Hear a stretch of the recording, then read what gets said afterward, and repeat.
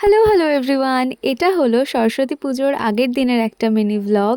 আর সেদিন সকালবেলা উঠেই মা বানিয়ে দিয়েছিল আমাকে পকোড়া, আর তার সাথে ছিল দুধ চা। I know it's very unhealthy, specially সকাল সকাল, বাট কি করব, আমি তো খেতে ভালোইবাসি আর মা ভালোবেসে বানিয়ে দিয়েছে, আমি তো খাবো অবভিয়াসলি।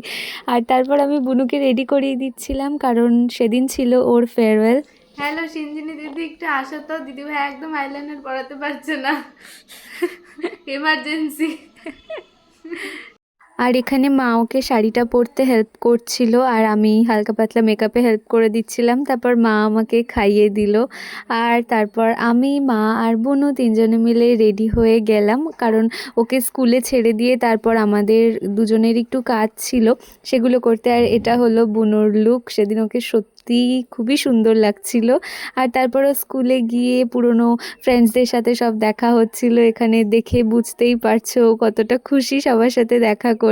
আর আমি ওকে লাস্ট মিনিট একটু ওর চুল টুল ঠিক করে দিচ্ছিলাম, যাতে ওকে আরেকটু ভালো লাগে দেখতে। আর স্কুলে গিয়ে না আমি একদম নস্টালজিক হয়ে গিয়েছিলাম, কারণ আমিও ক্লাস 11 আর 12 ওই স্কুল থেকেই পড়াশুনো করেছি।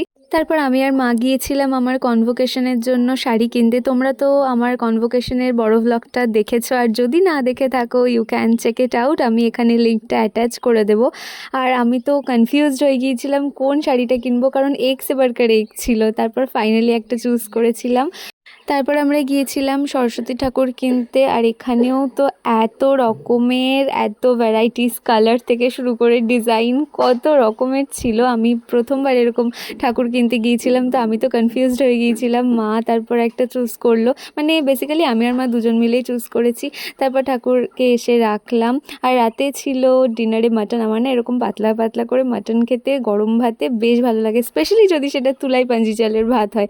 আর তারপর আমি আমার কনভোকেশনের শাড়িটা একটু ট্রাই করে দেখছিলাম কেমন লাগছে। So that is it about this video guys. Okay bye, see you in the next blog.